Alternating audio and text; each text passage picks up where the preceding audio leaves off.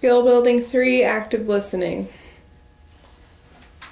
Okay, so I was on my way home for Thanksgiving break, and I was talking to my mom and just kind of calling, checking in, telling her what time I'd get in, and she was like, well, I forgot to tell you this, but your brother's friend is coming to stay for Christmas break for the entire break. And she just kind of like dropped it on me like that. Mm-hmm. And so, of course, you know, I was like, what? And so she, you know, my mother usually goes for the dramatic, like she'll tell me something big and then she'll go back and tell the story to make it make sense. And so she told me that my brother, who's younger than me, and he is a freshman in college, and he has this friend who's from Rwanda. And like straight out of Rwanda, can't go back for like 2 years to see his family. Okay. And his name is JD. And so my brother just tells my parents at the dinner table, JD's staying Christmas break. Like, didn't even think to ask my parents about it, and like didn't even think that that would be an issue. That it was okay that this stranger came and stayed in our house for 4 weeks, and like we have to get him a stocking, and we got to get him presents. Like, we can't leave him out on Christmas morning. And it's just kind of, the more, and I've had some time to sit on it, but the more I think about it, like, that was really kind. Like, he has nowhere else to go. Like, I really don't mind. Like, that, I'm glad that we're doing this thing for him. Right. But so really, the only problem I have right now is that, you know, Christmas break is supposed to be the time where you go home and you chill out and like you do nothing. You don't have homework. You don't have like stuff that you should be doing. And like my time to be at my house with my family, kind of just like, you know, you're not supposed to feel uncomfortable in your house. And like me, I know that I'm going to kind of be awkward at first with this guy. Like, I don't instantly like bond with people as far as like to live with. I mean, you know, it's just, it's going to be awkward, and I don't like to feel awkward in my own house. And so I don't know, like, if it's, that's understandable. you know, I've never met him before, and what my mom and my brother tell me, that he's a really nice guy. Like, it's not like he's going to be all in my face all the time. I'm sure he's not going to want to, like, he's not going to be like my shadow. But it's just going to be weird. Like, if he's upstairs, I don't want to have to like make polite conversation, because, you know, with my family, it's just natural, and, you know, whatever, we talk, we don't talk, it doesn't matter. But with this kid, I just don't know, and like, I'm really worried about when we take him to my extended relative's house, because they're set in their ways, we'll say. And we've told them, you know, that we're bringing JD, and, you know, he's black and everything, and so my relatives won't go absolutely insane crazy. But my grandmother, who has Alzheimer's, isn't going to understand.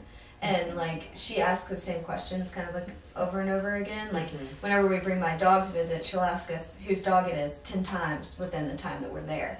So I'm really just afraid that she's going to keep asking, like, who was that black boy? And I mean, black boy, let's hope, is what she reverts to. But I mean, you know, she was brought up in a different time, and like, you know, and so I'm worried about that as well. But I mean, that's only one day. I'm more worried about like how I'm going to feel with him around the house, and I don't know. So 5 minutes. Yeah. Alright, 5 minutes. Come switch with me. Actually, okay. So, Catherine, can you repeat back to me a little bit about what she said? Can you summarize what Jessica said? Jessica was having fears about how the dynamic at her house was going to be with JD, her brother's friend, who is coming home. You go home and your environment is supposed to be so normal, and you don't have to worry about things. And with this new person coming into their environment, she obviously wants to be polite, but she also, you know, doesn't want to worry about, oh, am I going to see him in the hallway? Do I need to, you know, talk to him, or can I just walk past like she would Wesley, her brother? And also the family dynamics of her extended family when they go to see them.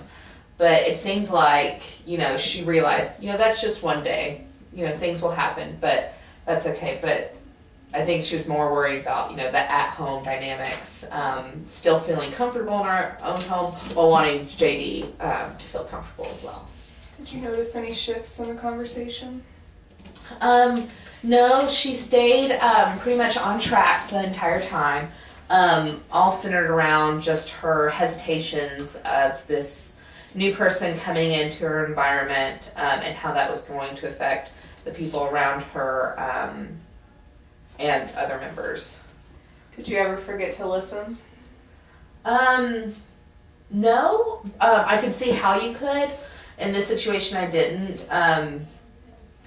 But no, I stayed on track with her. Did anything make it hard for you to listen? Not so much. She stayed in the same spot the whole time. I'm kind of an active listener, so her moving her hands when she was talking, that kind of kept me engaged. So, no. And how would you describe the client's speaking style? She was comfortable with what she was telling me. It was fluid. She kept, her track of mind was on the almost the entire time. So she wasn't nervous at all, and I felt she was comfortable with the situation and what she was talking about with me. Sweet.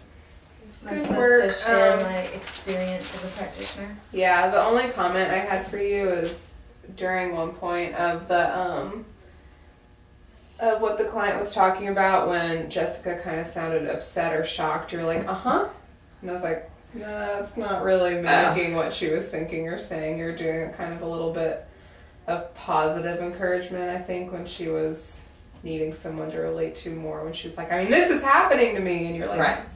But that's the only thing. I think you did really well the rest of the time. Thanks. Okay, so my experience of you, was good. Like, I mean, I felt like I could talk to you. Like, I don't know if that's just because I know you and that you've heard this story before. But I felt, I mean, I didn't really feel like you were making inappropriate, like, responses or anything. And when you, like, I mean, you didn't say much, but when you did say something, like, it wasn't out of place or